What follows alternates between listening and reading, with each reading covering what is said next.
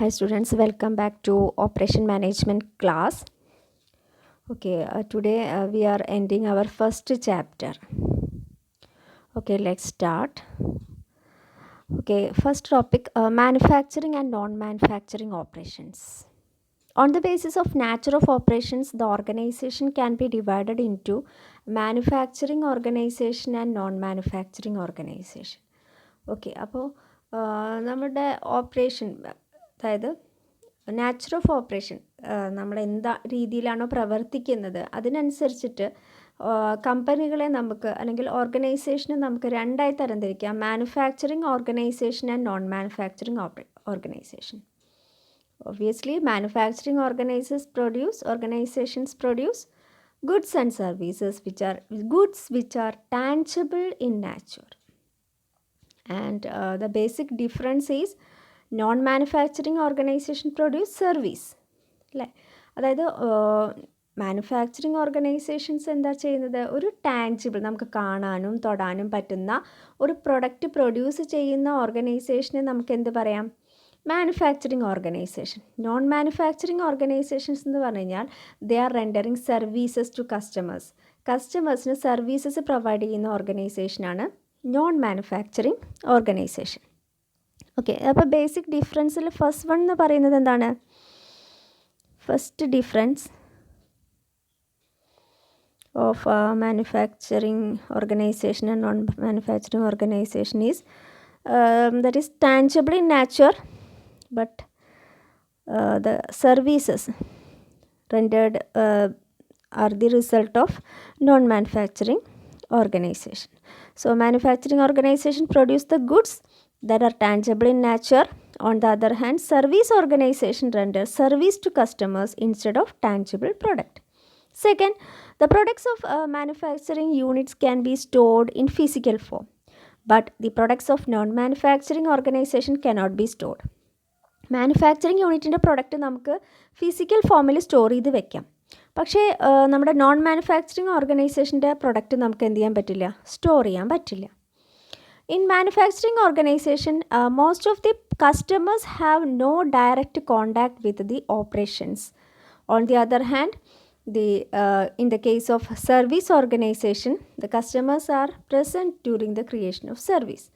പിന്നെ ഒരു ഡിഫറൻസ് എന്ന് പറയുന്നത്, മാനുഫാക്ചറിങ് ഓർഗനൈസേഷനിൽ ഒരു കമ്പനിക്ക്, മാനുഫാക്ചർ ചെയ്യുന്ന കമ്പനിക്ക് കസ്റ്റമറുമായിട്ട് യാതൊരു റിലേഷനും ഉണ്ടാവില്ല. കസ്റ്റമർ ആരാന്ന് പോലും അറിയില്ല, ആ പ്രൊഡക്റ്റ് ഉപയോഗിക്കുന്നത് ആരാന്നൊന്നും അറിയണമെന്നില്ല. പക്ഷേ ഒരു സർവീസ് ഓർഗനൈസേഷൻ ആണെങ്കിൽ അവർക്ക് കസ്റ്റമറുമായിട്ട് നല്ലൊരു ഇൻ്ററാക്ഷൻ ഉണ്ടായിരിക്കും.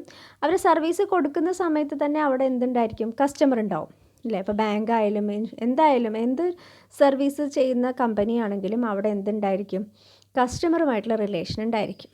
ഇനി basic difference, goods and service തമ്മിലുള്ള വ്യത്യാസം. Goods are tangible, services are intangible. Goods can be stored and transported.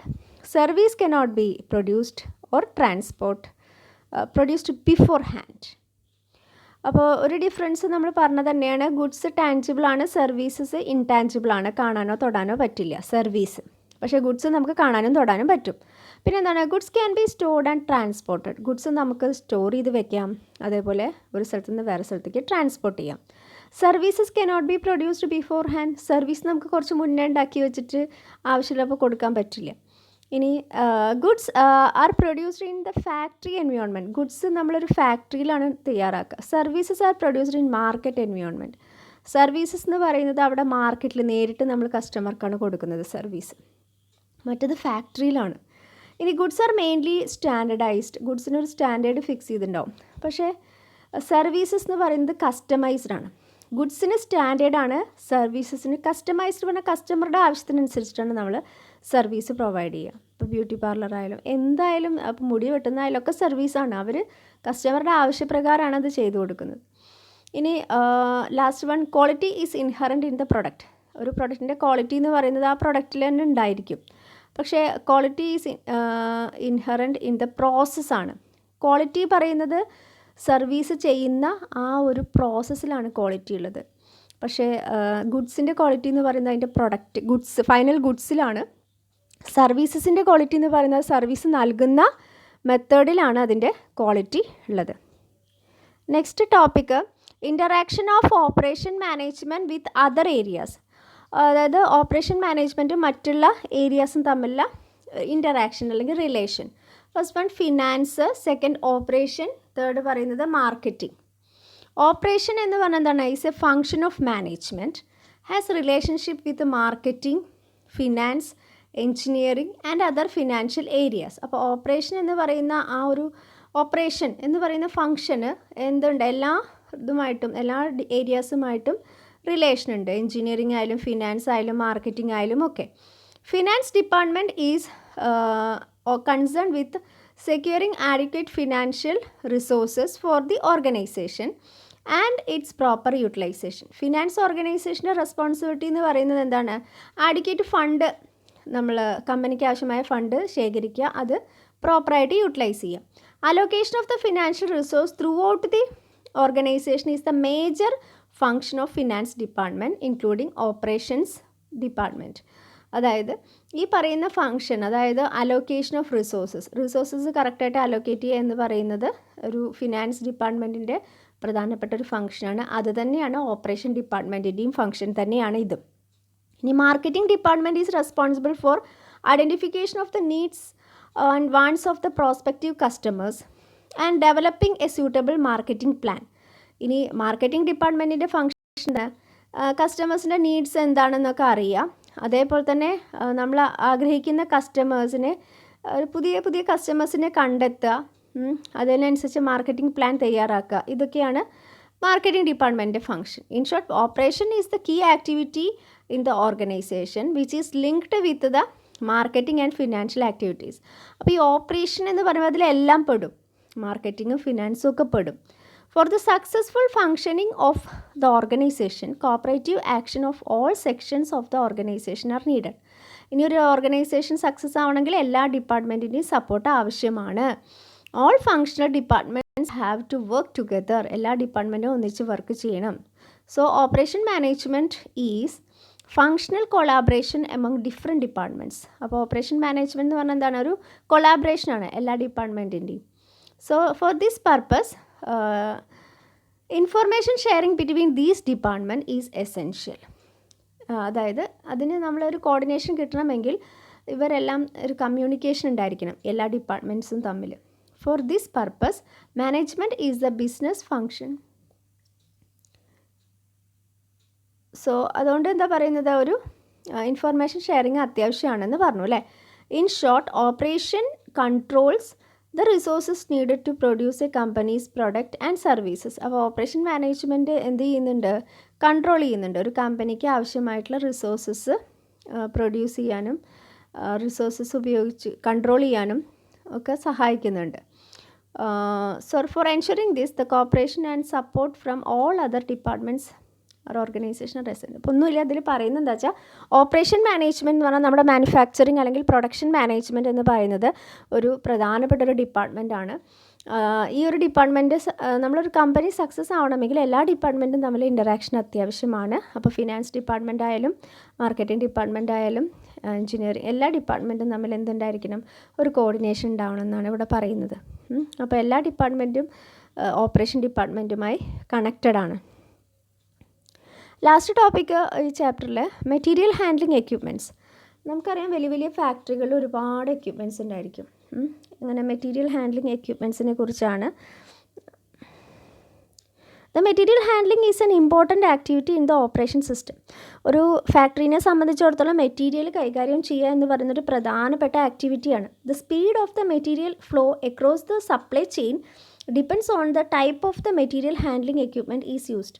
അപ്പോൾ നമ്മളൊരു ഓർഗനൈസേഷനകത്ത് ഈ മെറ്റീരിയൽ, റോ മെറ്റീരിയൽ ഇങ്ങനെ ഒരു പ്രോസസ്സിൽ നിന്ന് അടുത്ത പ്രോസസ്സിലേക്ക് പോവില്ലേ, അതിൻ്റെ സ്പീഡ് അനുസരിച്ചിട്ടാണ്. സ്പീഡ് വളരെ ഇമ്പോർട്ടൻ്റ് ആണ്. അപ്പോൾ നമ്മൾ സ്പീഡ് കിട്ടണമെങ്കിൽ നമ്മൾ അതിനനുസരിച്ചുള്ള എക്യുപ്മെൻറ്റ്സ് നമ്മൾ യൂസ് ചെയ്യണം. The various operation activities like unloading of incoming material from the transport equipments. അതായത് ഇപ്പോൾ നമുക്ക് റോ മെറ്റീരിയൽ നമ്മുടെ ഫാക്ടറിയിലേക്ക് കൊണ്ടുവരുമ്പോൾ അതെന്ത് ചെയ്യണം? അത് ഇപ്പോൾ ട്രക്കിൽ നിന്ന് അത് നമ്മൾ അൺലോഡ് ചെയ്യണം. അതേപോലെ തന്നെ അൺലോഡഡ് മെറ്റീരിയൽ നമ്മൾ ഓരോന്നിനും ഇപ്പോൾ ഓരോ റോ മെറ്റീരിയലിനും ഓരോ സ്റ്റോറേജ് ഉണ്ടാവും. ആ സ്റ്റോറേജ് പ്ലേസിൽ കൊണ്ടുവന്ന് വെക്കണം. Lift the material from the storage place during the order picking. ഇനി നമുക്ക് പ്രൊഡക്ഷന് ഓർഡർ കിട്ടില്ലേ, അതായത് വെയർ ഹൗസിലേക്ക് ഇന്നത് ഈ മെറ്റീരിയൽ ഇത്ര വേണം, ആ മെറ്റീരിയൽ അത്ര വേണം എന്ന് പറഞ്ഞ് ഓർഡർ ചെയ്യുന്ന സമയത്ത് എന്ത് ചെയ്യണം, അത് എടുക്കണം, order picking. Then move the material to inspection and pick packing. പിന്നെ അത് ഓരോ സ്ഥലത്തേക്ക് അത് എത്തിക്കണം, ഇൻസ്പെക്ട് ചെയ്യാൻ, പാക്ക് ചെയ്യാൻ. പിന്നെ എന്താണ്, ഫൈനൽ പ്രോഡക്റ്റ് ഇൻസ്പെക്ഷന് കൊണ്ടുപോകാൻ, ഫൈനൽ പ്രോഡക്റ്റ് പാക്ക് ചെയ്യുക, പിന്നെ പാക്കേജസ് ഒക്കെ ലോഡ് ചെയ്യുക, വീണ്ടും വണ്ടിയിലേക്ക് ലോഡ് ചെയ്ത് ഫിനിഷ്ഡ് ഗുഡ്സ് കൊടുത്തയക്കുക. അപ്പോൾ നമ്മൾ അൺലോഡ് ചെയ്യുന്ന, അതായത് നമ്മൾ ഓർഗനൈസേഷനകത്തേക്ക് എന്ത് ചെയ്യും, റോ മെറ്റീരിയൽ കൊണ്ടുവരുന്നതും അതേപോലെ തന്നെ പിന്നെ ആ റോ മെറ്റീരിയൽ ഫിനിഷ്ഡ് ഗുഡ്സായിട്ട് എന്ത് ചെയ്യണം, നമ്മുടെ കസ്റ്റമറിലേക്ക് എത്തിക്കും വേണ്ട. അപ്പോൾ അതുവരെ ചെയ്യുന്ന എല്ലാത്തിനും നമുക്ക് എന്ത് പറയാം, ഈ മെറ്റീരിയൽ ലോജിസ്റ്റിക് ആക്ടിവിറ്റിയാണത്. അത് ഓർഗനൈസേഷനകത്ത് വരുന്ന എല്ലാ ലോജിസ്റ്റിക് ആക്ടിവിറ്റീസിൽ പെടും. അപ്പോൾ ഈ ലോജിസ്റ്റിക് ആക്ടിവിറ്റീസൊക്കെ കൺട്രോൾ ചെയ്യാൻ വേണ്ടിയിട്ട് മെറ്റീരിയൽ ഹാൻഡ്ലിംഗ് എക്യുപ്മെൻറ്റ്സ് ഉണ്ടായിരിക്കും. അപ്പോൾ നമുക്ക് മാനുവലി ചെയ്യാം, അതേപോലെ mechanised controlled material handling equipments ഉണ്ടായിരിക്കും. അപ്പോൾ എന്തൊക്കെയാണ് എക്യുപ്മെൻറ്റ്സ് വരുന്നത്? ഒന്നാമത്തെ വരുന്ന ലിഫ്റ്റിംഗ് എക്യുപ്മെൻറ്റ്സ്.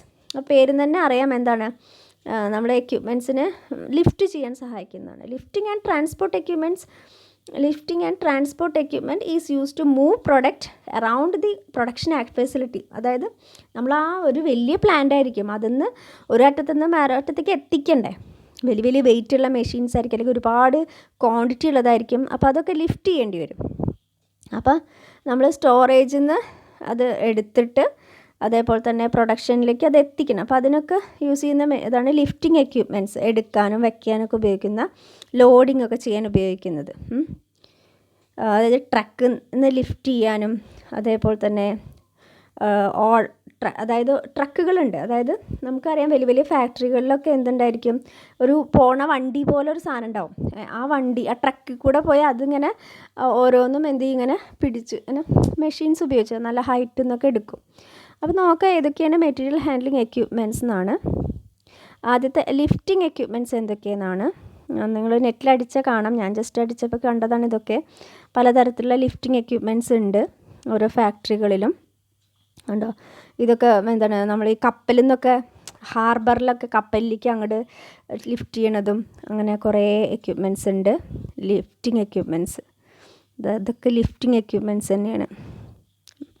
മെഷീൻസ്, ഒരുപാട് മെഷീൻസ് ഉണ്ട്, ലിഫ്റ്റിംഗ് എക്യുപ്മെൻറ്റ്സ് ഇങ്ങനെ പൊക്കണതും ഒക്കെ. അതേപോലെ ഈ ട്രക്ക് ലിഫ്റ്റ് ചെയ്യാൻ വേണ്ടി വെയർ ഹൗസിൽ ട്രക്കുകൾ, ഈ ചെറിയ ചെറിയ വണ്ടികളാവും, അതിനൊരു ഇതൊക്കെ ഉണ്ടാവും, അതിങ്ങനെ ഓരോന്നിങ്ങനെ പിടിച്ച് എടുത്ത് അല്ലേ അതിലൊക്കെ ഇട്ടിട്ട് ഇങ്ങനെ കൊണ്ടുപോകും. ഓക്കെ, ഇനി അടുത്തത് പറയുന്നത് സ്റ്റോറേജ് എക്യുപ്മെൻ്റ് ആണ്. സ്റ്റോറേജ് എക്യുപ്മെൻ്റ് എന്ന് പറഞ്ഞാൽ നമ്മൾ വെയർ ഹൗസിൽ ഇതൊക്കെ സ്റ്റോർ ചെയ്യാൻ വേണ്ടി ഉപയോഗിക്കുന്നതാണ്. അതിൽ നമ്മൾ the level of complexity of this type of equipment is wide ranging. അപ്പം ഇത് വളരെ കോംപ്ലിക്കേറ്റഡ് ആയിട്ടുള്ള ഒരുപാട് മെഷീൻസ് നമ്മൾ ഈ സ്റ്റോറേജിൽ ഉപയോഗിക്കുന്നുണ്ട്. അതായത് വലിയ സ്റ്റീൽ റാക്കുകളുണ്ട്, അതേപോലെ തന്നെ വെർട്ടിക്കൽ ഒരു കെറോസൽ സിസ്റ്റം. അപ്പോൾ നല്ല വെർട്ടിക്കലായിട്ടുള്ള ഓരോ വലിയ വലിയ റാക്കുകളൊക്കെ നമ്മൾ സ്റ്റോറേജിന് വേണ്ടിയിട്ട് ഉപയോഗിക്കാറുണ്ട്. അപ്പോൾ ലിഫ്റ്റിംഗ് എക്യുപ്മെൻറ്റ്സ് കഴിഞ്ഞാൽ ഇതൊക്കെ ലിഫ്റ്റിംഗ് എക്യുപ്മെൻറ്റ്സ് തന്നെയാണ്. കുറേ ലിഫ്റ്റിംഗ് എക്യുപ്മെൻറ്റ്സ് ഉണ്ട് കണ്ടോ, ഇതൊക്കെ ലിഫ്റ്റിംഗ് എക്യുപ്മെൻറ്റ്സിൽ വരുന്നുണ്ട്. സ്റ്റോറേജ് എക്യുപ്മെൻറ്റ്സിൽ കണ്ടോ, വെയർ ഹൗസ് സ്റ്റോറേജ് ചെയ്യാൻ വലിയ വലിയ റാക്കുകൾ ഉപയോഗിക്കുന്നുണ്ട്. ഓക്കെ, ഇതൊക്കെ റാക്ക്. വലിയ കമ്പനികളാകുമ്പോൾ അവർക്കതൊക്കെ റാക്സ് ഉണ്ടാവും, കുറേ സ്റ്റോറേജ് ചെയ്യാൻ വേണ്ടിയിട്ട് റാക്കുകളൊക്കെ. സ്റ്റോറേജ് എക്യുപ്മെൻറ്റ്സ് ആണ്.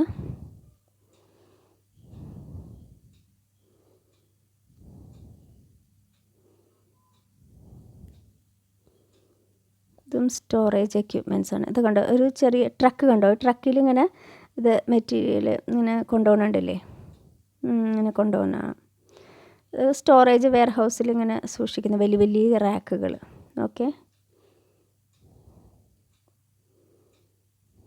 ഇനി അടുത്ത എക്യുപ്മെൻറ്റ് ഓട്ടോമേറ്റഡ് ഹാൻഡ്ലിംഗ് എക്യുപ്മെൻറ്റ്സ്. അതായത് മെഷീൻസ് ഉപയോഗിച്ചിട്ട് നമ്മളിങ്ങനെ ചെയ്യുക. അപ്പോൾ അതിൽ ഏറ്റവും നല്ല എക്സാമ്പിൾ പറഞ്ഞാൽ ഞാൻ എപ്പോഴും എനിക്കിഷ്ടമുള്ളതാണ് ഫുഡ് ഫാക്ടറി എന്ന് പറഞ്ഞിട്ട് നമ്മളെ ഡിസ്കവറിയിലൊരു പരിപാടി ഉണ്ട്. അത് എല്ലാ ചാനലിലും ഉണ്ടോ എന്ന് എനിക്കറിയില്ല. അതിലിങ്ങനെ ഓരോ സ്വീറ്റ്സ് ഉണ്ടാക്കുന്നത്, ചോക്ലേറ്റ് ഫാക്ടറി എന്നൊക്കെ പറഞ്ഞിട്ട് അതിലിങ്ങനെ ഒരു മെഷീനിൽ നിന്ന് ഒരു മെഷീനിലേക്ക് പോകുന്നത്, ഓരോ സാധനം ഇങ്ങനെ പാക്ക് ചെയ്യുന്ന മെഷീൻസും അതൊക്കെ ഓട്ടോമാറ്റിക്കായിട്ട് കൈകാര്യം ചെയ്യുന്ന കുറേ മെഷീൻസ് ഉണ്ട്. അതിലാണ് വെഹിക്കിൾസ് ഉണ്ട്. അതേപോലെ automated handling equipments produce automated guide vehicles, storage and vertical equipments and product storage equipment. Level of automation varies depending on the handling requirements. നമുക്ക് ആവശ്യത്തിനനുസരിച്ചിട്ട് പലതരം നമുക്ക് ഉപയോഗിക്കാം, എക്യുപ്മെൻറ്റ്സ് ഉപയോഗിക്കാം. ഫുള്ളി ഓട്ടോമാറ്റഡ് ഹാൻഡ്ലിംഗ് സിസ്റ്റം ഉണ്ടെങ്കിൽ നമുക്ക് എന്ത് ചെയ്യാൻ പറ്റും, നമുക്ക് ഒരുപാടുണ്ട് ഫുള്ളി ഓട്ടോമാറ്റിക് ആയിട്ടുള്ള ഹാൻഡ്ലിംഗ് സിസ്റ്റം. അതൊക്കെ നമ്മൾ ആ ഒരു ഫുഡ് ഇതിൽ നോക്കിയാൽ അറിയാൻ പറ്റും. പിന്നെ വരുന്നത് റോബോട്ടിക്സ് ആണ്. റോബോട്ടിക്സ് എന്ന് പറഞ്ഞാൽ എന്താ, റോബോട്ടിനെ ഉപയോഗിച്ചുകൊണ്ട് അവർ ഓട്ടോമാറ്റിക്കായിട്ട് ഇത് ചെയ്യും. അതായത് നമുക്ക് കുറച്ചൊക്കെ ഈ ഡേഞ്ചറസ് ആയിട്ടുള്ള പ്രൊഡക്ഷനൊക്കെ നടക്കുന്ന സമയത്ത് റോബോട്ടിക്സ് യൂസ് ചെയ്തിട്ട് മെറ്റീരിയൽ ഹാൻഡ്ലിങ്, അതാണ് എളുപ്പം. The use of robotics application and versatility, that is manufacturing applications. Robots can be used for assembly work, assembly ചെയ്യാൻ, പ്രൊഡക്റ്റൊക്കെ അസംബ്ലി ചെയ്യാനും പ്രോസസ്സിന്, പെയിൻറ്റിങ്, വെൽഡിങ്, അങ്ങനെ ഒരുപാട് കാര്യങ്ങൾക്ക് നമ്മൾ എന്ത് ഉപയോഗിക്കാറുണ്ട്, റോബോട്ട്സിനെ ഉപയോഗിക്കാറുണ്ട്. നോക്കാം ചില മെഷീൻസ്. സ്റ്റോറേജ് എക്യുപ്മെൻറ്റ്സ് നമ്മൾ പറഞ്ഞു. Material handling equipment, material handling equipments ഇതാണ്. മെറ്റീരിയൽ ഓട്ടോമാറ്റിക്കായിട്ട് നമുക്ക്, ഓട്ടോമാറ്റിക് അല്ല ഇത്, ഇങ്ങനെ മെറ്റീരിയൽ പിക്ക് ചെയ്യാൻ കൊണ്ടുപോകുന്ന സാധനങ്ങളാണ്. ഓട്ടോമാറ്റിക് ആയിട്ടുള്ളതും ഒരുപാടുണ്ട് മെറ്റീരിയൽ ഹാൻഡ്ലിംഗ് എക്യുപ്മെൻറ്റ്സ്. മെഷീൻസൊക്കെ ഉപയോഗിച്ചിട്ട് നമുക്ക് മെറ്റീരിയൽ ഹാൻഡിൽ ചെയ്യാൻ പറ്റും. ഓട്ടോമാറ്റഡ് മെറ്റീരിയൽ ഹാൻഡ്ലിംഗ് എക്യുപ്മെൻറ്റ്സ് ഇതാ, ഓട്ടോമാറ്റിക്കായിട്ട് ഇങ്ങനെ ചെയ്യാൻ പറ്റുന്ന ഒരുപാട് ഹാൻഡ്ലിങ് ചെയ്യാൻ പറ്റുന്ന മെഷീൻസ് കണ്ടോ. ഒരു ഇതൊന്നും ഇങ്ങനെ കണ്ടില്ലേ, അതിങ്ങനെ പോകുന്നത്, ഇതൊക്കെ ഫുഡ് ഫാക്ടറിയിൽ കാണാം. ഇങ്ങനെ ഇത് പാക്ക് ചെയ്തതാണ്, അതല്ലാതെ തന്നെ കുറേ ഇതിങ്ങനെ കൊണ്ടുപോകുന്നതൊക്കെ നമുക്ക് കാണാം. ഇതൊക്കെ എന്താ പറയുക, ഇങ്ങനെ ഇതൊക്കെ റാക്കിലൊക്കെ ഓട്ടോമാറ്റിക് ഹാൻഡിൽ ചെയ്യുന്ന മെഷീൻസൊക്കെയാണ്. ഇനി റോബോട്ടിക്സ് ആണ് ഇതൊക്കെ. റോബോട്ടിക്സ് എങ്ങനെയാണ് മാനുഫാക്ചർ ചെയ്യുന്നത്. അപ്പോൾ ഒരു കാറിൻ്റെ അടുത്ത് കണ്ടോ, കുറേ കാറുകളുടെ പിക്ചർ കാണാമല്ലേ, അത് റോബോട്ട്സ് ഉപയോഗിച്ച് കൊണ്ട് മാനുഫാക്ചർ ചെയ്യുന്നത്. അപ്പോൾ വലിയ വലിയ കമ്പനികളിലൊക്കെ ഫാക്ടറികളിലൊക്കെ ഇങ്ങനെയാണ് ചെയ്യുന്നത്, റോബോട്ടിക്സ്. ഇതൊക്കെ റോബോട്ട്സ് ചെയ്യുന്നതാണ്, ഹാൻഡ്ലിംഗ് ഒക്കെ ചെയ്യുന്നത്.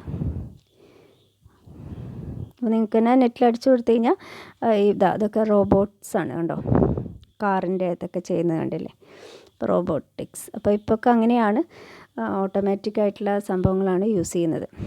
അപ്പോൾ ഇതാണ് നമ്മൾ ഇന്ന് പഠിച്ചത്. ഒന്നുമില്ല, ജസ്റ്റ് ഗുഡ്സും സർവീസും തമ്മിലെ വ്യത്യാസം എന്താണ്. പിന്നെ പഠിച്ചത് എന്താണ് പ്രധാനപ്പെട്ട മെറ്റീരിയൽ ഹാൻഡ്ലിംഗ് എക്യുപ്മെൻറ്റ്സ്. അത് നോക്കുക, നിങ്ങൾക്ക് നെറ്റിൽ അടിച്ചു കൊടുത്തു കഴിഞ്ഞാൽ ഒരുപാട് എക്യുപ്മെൻറ്റ്സ് കിട്ടും. അതിൻ്റെ പേരൊക്കെ ഒന്ന് ജസ്റ്റ് നോട്ട് ചെയ്ത് വെച്ചാൽ നിങ്ങൾക്ക് എക്സാമിന് യൂസ്ഫുൾ ആവും. ഏതൊക്കെ എക്യുപ്മെൻറ്റ്സ് ആണ് നോക്കിക്കഴിഞ്ഞാൽ രസമാണ്. അതിൻ്റെ വീഡിയോസൊക്കെ ചിലപ്പോൾ ഉണ്ടാവും മെറ്റീരിയൽ ഹാൻഡ്ലിംഗ് എക്യുപ്മെൻറ്റ്സിൻ്റെ, അതൊക്കെ ഒന്ന് നോക്കുക. ഓക്കെ.